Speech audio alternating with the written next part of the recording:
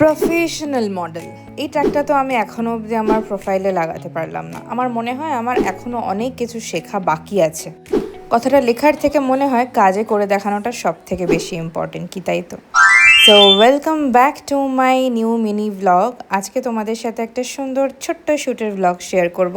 বাড়ির কাছে শ্যুট থাকলে যা হয়, একদম 5 মিনিটের ডিস্টেন্সে আমার আজকে শ্যুট ছিল। আমি পৌঁছে গেছিলাম স্টুডিওতে। স্টুডিওটা হচ্ছে দীপার স্টুডিও, কাঁচরাপাড়াতে। তোমরা যারা এখানে শ্যুট করতে আসছো অনেকেই চেনো, ক্যান্ডিড ক্যাপচার্স, আশা করছি নামটা ঠিক বললাম। শ্যুট করতে ঢুকে পড়েছিলাম, যার সাথে আমার আজকে শ্যুট ছিল তার সাথে আমি 6 বছর আগে শ্যুট করেছিলাম। আবার আজকে সাইকা দি আমার ভীষণ একজন পছন্দের মানুষ বলতে পারো তোমরা। আশা করছি সাইকাদির আমার সাথে কাজ করে খুব ভালো লেগেছে। ঠিক আগের মতোই হয়তো আমি আমার মেনটেন করতে পেরেছি জায়গাটা। কি সাইকাদি, তাই তো? কমেন্ট করে বলো কিন্তু কেমন লেগেছে তোমার আমার সাথে কাজ করে আবার এত বছর পর। সুন্দর আউটফিটটা ছিল হচ্ছে দিব্যেন্দুদার সাথেও আমি অনেক দিন পর কাজ করছি, আর সবার সাথে আমি এখন অনেক দিন পরেই কাজ করছি, বিকজ লাস্ট 2 মান্থ হলো আমি কন্টিনিউ শ্যুট করছি। আগে মাঝখানে একটু বন্ধ রেখেছিলাম, তোমরা সবাই জানো পুচকিটার কারণে। শ্যুট বন্ধ রাখলেও কিন্তু প্রফেশনালিজমটা ভুলে যায়নি। মাথায় রাখতে হবে যে প্রোফাইলে প্রফেশনাল মডেল লেখার থেকে তুমি কতটা ইন্টারনালি প্রফেশনাল তোমার কাজের প্রতি, সেটা কিন্তু কাজে করে দেখাতে হবে। যেমন মেকআপ আর্টিস্টদের সাথে কোঅপারেট করা, খাবার নিয়ে নো ঝামেলা, যা দেবে তাই নেওয়া, বা তোমার যদি পছন্দ না হয় তুমি বাড়ি থেকে ক্যারি করবে, তার জন্য প্লিজ এক্সট্রা চার্জেস করো না। এটা কিন্তু একজনের জন্য সবাই বদনাম হচ্ছে। কালকে আমি একটা এক্সামে গেছিলাম, সেখানে আমার মেকআপ আর্টিস্ট দিদি আমাকে বলছে তুমি বাড়ির থেকে আনবে, আমি তোমাকে টাকা দিয়ে দেবো। বললাম না দিদি, আমি তো বাড়ির খাবারই নিয়ে যাবো, বিকজ আমি ডায়েট করি, তো সেই জন্য আমার পেমেন্ট কিসের লাগবে না।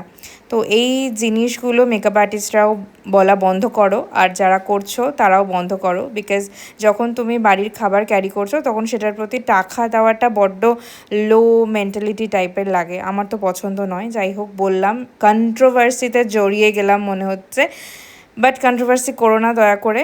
খাবার নিয়ে বোঝাপড়াটা সেই যেদিক থেকে আসুক না কেন বড্ড চিপ লাগে। আর রইলো বাকি সব কিছু মেনটেন, হেয়ার অ্যান্ড অল, তো সেটা আগে থেকেই মেকআপ আর্টিস্টের সাথে কথা বলে নেওয়া উচিত এবং প্রফেশনালিজমটা মেনটেন করা উচিত। তোমার যদি মনে হয় শ্যুটটা নেবে না তো নেবে না, বাট শ্যুটটা নেওয়ার পর এত কিছু আশা করছি মেনটেন করা উচিত, তবেই তুমি সেখানে নিজেকে প্রফেশনাল বলে গণ্য করতে পারবে। আজকে আমাদের শ্যুটের ফটোগ্রাফার ছিল হচ্ছে শুভজিৎ মজুমদার। তারা সবাই চেনো শুভজিৎ দাকে, নতুন করে বলার কিছু নেই। খুব বেশি মডেল মেকআপ আর্টিস্টের সাথে হাহাহিহি করে না বললে খুব রুড এমনটাও নয়। যতটা তার প্রফেশনালিজম মেনটেন করা উচিত সে ততটাই করে, এটুকু এক্সপেক্ট রাখা উচিত যে সবার সাথে সবাই হাহাহিহি করতে পারে না। তো কাজের জায়গায় আমরা কাজ করতে আসি, কাজ করে কিছুক্ষণের আলাপ সবার সাথে, তারপর যে যার মতো বাড়ি চলে যাব। আমার মনে হয় এইটুকুনি টাইমটা আমরা নিজেদের বেস্ট দিতেই পারি, তাই না? এত কিছু সমস্যা, এত কন্ট্রোভার্সির মধ্যে না জড়িয়ে নিজেদের জায়গায় নিজেরা একদম 100% বেস্ট জিনিসটা দেওয়াটাই হচ্ছে আমাদের কর্তব্য এবং আমাদের দায়িত্ব, যাতে পুরো শ্যুটটা ভালো বেরোয়। কারণ একটা শ্যুটের পিছনে কিন্তু সবার অবদান থাকে, makeup artist, model, photographer, studio, light set up, everything. আর সব থেকে বড় কথা, যে খরচা করে শ্যুটটা করছে তার প্রচুর টাকা ইনভেস্ট হয়, সেটা ভেবে কাজটা করা উচিত। তো আজকের মতো এইটুকুই, অনেক বকে ফেললাম, জ্ঞান দিয়ে ফেললাম। আমার শ্যুট শেষ, আমি বেরিয়ে বাড়ি যাচ্ছি, আর বাড়ি যাবো 5 মিনিটে, যেহেতু আমার বাড়ির কাছে শ্যুট। তো আবার পরের দিন নতুন কোনো ভিডিওতে তোমাদের সবার সাথে দেখা হবে। আজকের মতো বাই। আর অবশ্যই যেটা বললাম সেটা সবাই মাথায় রেখো। টাটা।